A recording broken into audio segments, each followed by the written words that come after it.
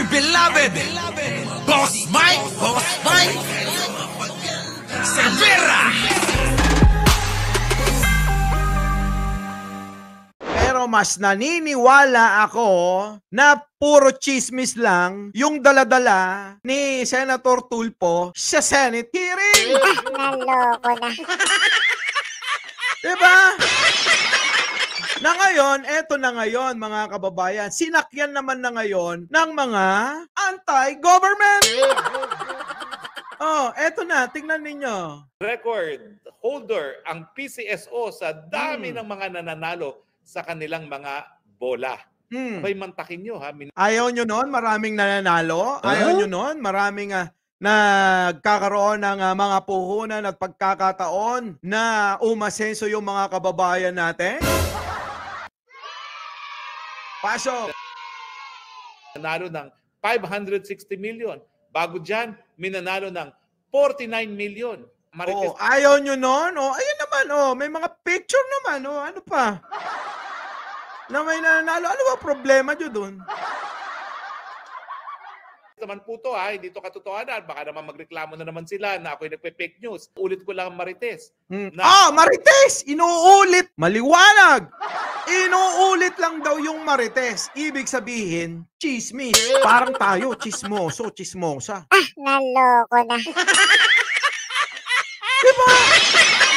Chismis pala eh. Pasok. Baka naman magreklamo na naman sila na ako'y nagpe-fake news. Oh. Inuulit ko lang Marites na baka ang nananalo sila rin at Ayan na. Inuulit lang daw ang Marites. Diba? Di pinulot nila. Ngayon, ang ginagawa ni Roque, syempre, ikukonekta yan. Kanino? Syempre, kaibigan ni Madam Lisa to ni First Lady. Na asawa ng Pangulo. Sino ang pag-iinitan at kagagalitan ng mga Pilipino kapag naniniwala sila sa mga ganito? Walang iba, kundi ang Pangulo pa rin. Diba? Ganun lang kasimple yung ginagawa nila. Wala silang maibanat sa Pangulo, sa administrasyon. Wala silang maibanat sa ating gobyerno. Kaya ang ginagawa nila, yung mga nasa ibaba na lang. Tapos ang gagawin nila, eto ha? Si Mel Robles may ganitong issue. Kaibigan mo yan ha?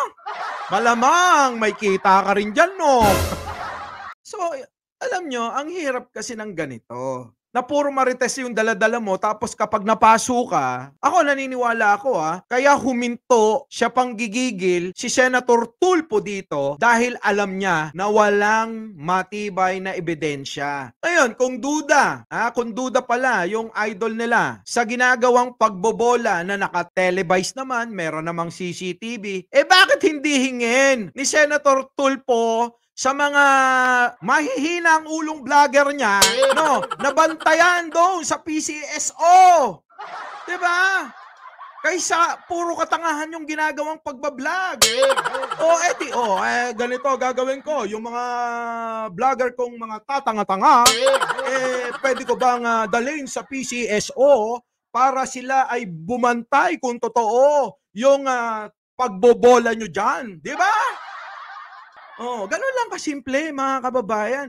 Kaysa ang ginagawa nila, titirahin nila yung nasa ibaba, sabay direrekta dun sa pinaka Pangulo, sa First Lady. Naku, lumang-luma na. Naloko na. Gamit daw ng fundraising. Anong ginawa ng Mel Robles? At ito naman po ay base sa hearing ng Senado. Nag-publish ng picture di umano ng isang nanalo. Kaya lang napansin ng netizens, edited. Yun na nga Kailangan nga, sabi ko nga sa inyo, kung ako yung mananalo, idtam man ang agpapicture nga tama. Diba? Uray niya maarami, di agpapicture. Diba? Naloko na. Banat! Inamin naman ng Mayor Robles na edited at ang dahilan daw ay para itago ang identity for security purposes. Pinagdududahan na nga po kayo na kayo lang ang nananalo dyan, lalo tuloy tumindi pa ang hinala na wala talaga nang nanalo dyan sa PCSO. Eto, pinagdududahan nyo kasi malapit sa Pangulo at malapit sa First Lady. Yun yung totoo. Di ba? Kasi, bakit hindi nyo silipin ng DPWH? Bakit hindi nyo silipin ng DOTR? Bakit hindi nyo silipin ng LTO? Bakit? Kasi, hindi malapit. Ganun di ba? Naloko na. Ang dami-daming mga ahensya ng gobyerno dyan. Bakit parang gigil na gigil kayo pagdating dito sa PCSO? Diba? Dahil ba nabate ni First Lady? Eto! Diba? Kasi alam nyo mga kababayan, lahat talaga ng malalapit dito sa unang pamilya, talagang yan yung tinatarget nila. Ito kasi si Rocky, ginigigil ako eh. Naloko na.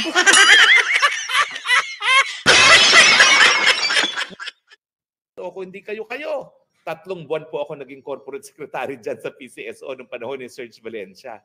Kaya po di ba? Naging CHR ka din? Anong kredibilidad meron ka? Kung dati sinisigaw mo si Digong, sigurado nang makukulong. Di ba? Bakit ngayon biglang nagbago ang iyong Naloko na. Bakit biglang nagbago ang iyong posisyon pagdating kay Digong? Dahil nakinabang ka, nabigyan ka ng posisyon. At ngayon, babanatan ng administrasyon, idadamay na lahat dahil bitter. Diba? Hindi nabigyan ito. Naloko na.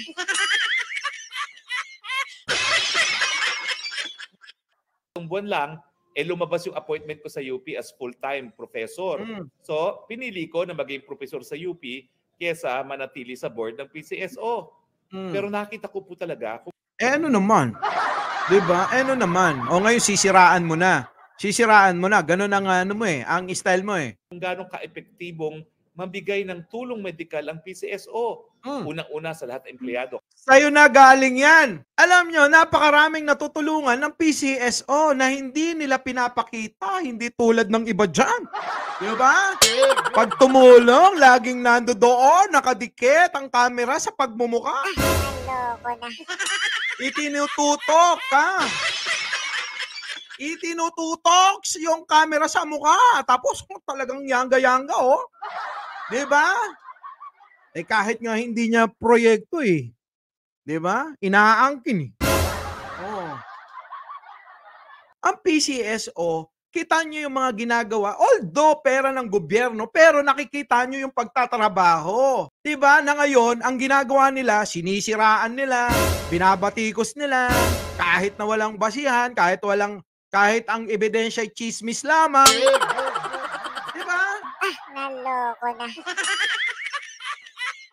Ang dami na hong natutulungan ng PCSO. Kahit sino naman dyan yung umupo, di ba? Talagang tumutulong ang PCSO. Bakit yung mga nananahimik? Bakit yung mga kadikit? Porke kadikit ng gobyerno, ng First Lady at ng Pangulo dahil kaibigan o kakilala o ano paman, bakit binabatikos? Bakit hindi yung mga napakaraming mga anomalya ang kanilang batikusin? Naloko na. Alam naman natin na yung mga ibang ahensya dyan ng gobyerno ay talamak talaga ang korupsyon. Di ba? Kasama na po ako doon, ha? Abay, libre po lahat ng gamot ko bilang isang diabetic. At kung magkakasakit, sagot na rin. At talaga naman po, ang mga mahihirap, ang inaasahan lamang, medical assistance galing sa PCSO. O, kita mo, alam niya. Kongresista at sinulong natin. Alam niya. Oh, mga kababayan, alam niya na maraming natutulungan ang PCSO. 'Di ba? Kung babatikusin natin ang babatikusin niyan, na wala namang pupuntahan, yung iba nga dyan, sabi ko nga, kumagat lang tapos biglang tumakbo eh. Naloko na. Ng universal healthcare. Ang isa sa pinanggagalingan ng pondo para mapondohan itong libreng gamot at libreng paggamot, kalahati ng kita ng PCSO. Kita nyo. Saan manggagaling yun? Naloko na.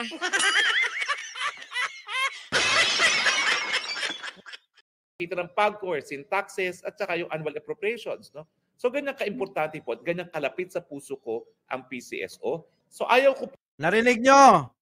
Ganyang ka-importante, mga kababayan. Bakit gumagawa tayong issue? Bakit puro chismis yung ebidensya? Naloko na. Bakit tayo batikos ng batikos sa PCSO? Naloko na. po na pinagdududahan ng tao kung talagang minananalo dyan sa PCSO. Kayo lang ang nagdududa, hindi naman ang mga tao. Dahil patuloy pa rin ang pagtaya nila sa loto kung sila ay hindi na naniniwala dyan, wala na sanang tumaya. Naloko na. Pag nawala ang tiwala ng tao dyan, sino pa ang bibili ng ticket ng PCSO? Wala na. Alam mo, para maibalik ang transparency. Ang dami pa rin naman bumibili at marami pa rin tumataya. Oo, di ba? Mina-mindset kasi nila, Boss Dong, yung isipan ng mga kababayan, tingnan mo yung banat niya, pag nawala yung tiwala ng mga tao diyan, kayo lang naman kasi ang gumagawa ng issue. Mina-mindset niyo yung tao na hangga't maaari wag nang tumaya. Meron pa nga diyan na nawagan yung kaibigan natin. Hoy, wag na kayong tumaya diyan. Ganon, di ba? Tama ba 'yon? Kayo lang naman, hindi naman kayo tumataya. 'Di ba? Hindi nga kayo tumataya. 'Di ba? Pangalawa, dahil alam ko po doon sa train law na inalis na rin yung tax exemption ng mga panalo ng PCSO, dapat ang BIR na ang magsabi na binawasan na talaga nila ng buwis yung panalo miski hindi sabihin ng identity. Ako po'y naniniwala naman na kita nyo yan. Kung malaman ng taong bayan kung sino yung nanalo ng 560 million, baka sila nang susunod na maging biktima ng kidnapping, no? Baka kinakailangan. Senator Tulfo, makinig ka dito! Makinig ka! Tama, kita nyo, di ba? Parehas, sangayon ako doon. Bakit kailangan nyo pa ipakita yung mga nananalo? Bakit nagiging issue ngayon yung mga ganyan-ganito? Kesyo may ganito daw, bakit inedit daw? Parang maitago yung pagkakakilanlan ng mga nananalo dahil sabi ko nga sa inyo, kahit ako sang-ayon na ako sa sinasabi niya, na hindi naman po pwede na maipakita sa publiko kung sino yung mga nanalo. Diba? Kasi magiging target talaga ng masasamang elemento. Sabi ni Pepe Malonzo, demolition job yan, black propaganda.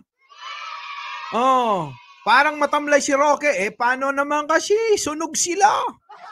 'Di ba? Sino sumunog? Yung poon nila. Naloko na. Sabi ni Lord Glenn, tama, 'di ba? Mahirap natin na pagkatiwalaan yan sa PCSO. Sabi dito, ayaw na Ano pupunahin ko kulangang ebidensya? Naglatag ba sila ebidensya? Wala nga ebidensya Yung senador nga, hindi makapagpakita ng ebidensya, puro chismis. Sabi rin ni Harry Roque, puro chismis. Ebidensya ko, yung chismis. Yung mga chismis ko, yung mga lang, yung mga girlaloo, gano'n. Yung mga kaliwaan, yung mga kabitan, yung mga tsuktsakan, ganyan. Ganon. Ganon ang magandang patulan pag chismis. Pero pagdating dito sa usaping gobyerno, seryoso ito, dapat dun tayo, di ba? Yung Mary Jane, Tawa kayo lang ng tawa dyan, ha? Pasok. Balik yung tiwala ng taong bayan nang sila'y bumili uli ng mga ticket at magpusta online nang sa ganun. Lumaki naman po ang kita ng PCSO dahil pag mas malaki ang kita, mas malaki po ang pondong mapupunta para sa libreng gamot at libreng paggamot. Ayan, kita nyo? Yun naman pala di ba? Pagka nandun ang tiwala, mas malaki yung income, mas maraming matutulungan, bakit hindi kayo mahinahimik? Bakit kayo ngawa ng ngawa kahit wala namang ebidensya? Naloko na.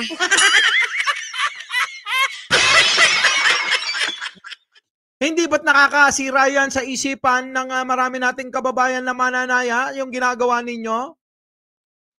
Pero sa kabila nung kita nyo, marami pa rin tumataya. Bakit?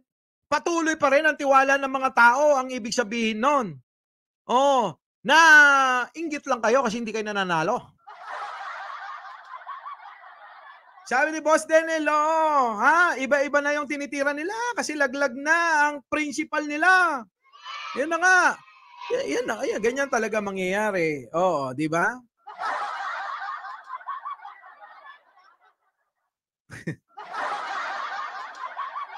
Universal healthcare. May lumabas din na balita. Yung mga namumuno ngayon sa PCSO, kinasuhan din dahil dati sila nagtatrabaho parang sa LRT at ngayon po ay may hinaharap din silang mga kaso. Well, hindi pa naman po yung conviction. No? Meron pa silang presumption of innocence. Pero sa panahon ng pinagdududahan na sila lang nananalo, lalabas pa yung balita na nakasuhan sila ng graft dahil doon sa kanilang trabaho na bago lumipat ng PCSO, lalong nadagukan ang tiwala dyan sa PCSO. Kayo lang naman. Kahit naman ako di ba? Kukunin ko yung mga tauhan ko na mapagkakatiwalaan ko. Ganon yun. Hindi ko po pwedeng kunin ikaw. Wala akong tiwala sa'yo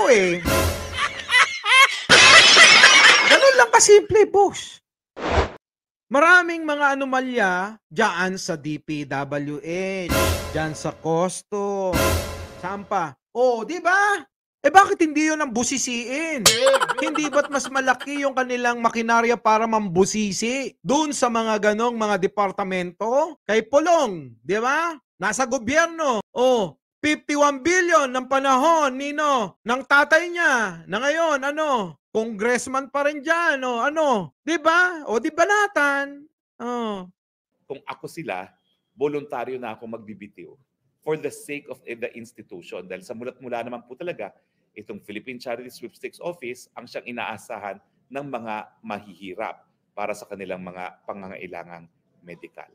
So, di ba? Ang ganda Kaya nga, alam nyo mga kababayan, eto na yun, yung kung sino yung nakapanood ng panawagan natin. Kaming mga vlogger. Thank you dun sa mga, sa may mga nag-accept nung aking panawagan. Akero, Papa Trix, ewan ko kung sino pa yung iba dyan, si Nino yata, mga boss, alam nyo yun, gamitin natin yung platform natin. Diba? Yan, tulad niyan, yung mga marami tayong mga kababayan na hindi naaabot ng serbisyo ng ating mga kababayan. So, bakit hindi natin gawin yun? Diba? Ay, nako. Anyways, mga kababayan. Sabi ko nga sa inyo, wala naman ng walang saysay yung pakikipagtalastasan niya sa mga kapwa vlogger natin, di ba? Ngayon, mga kababayan, yun na lang para mas may kabuluhan. Thank you sa lahat ng mga bagong members natin dito sa walang kakwenta-kwentang channel na puro maritisan lang. At syempre sa inyong lahat na nagpadala ng aking pang-copy. Thank you. Our beloved Boss Mike Cervera.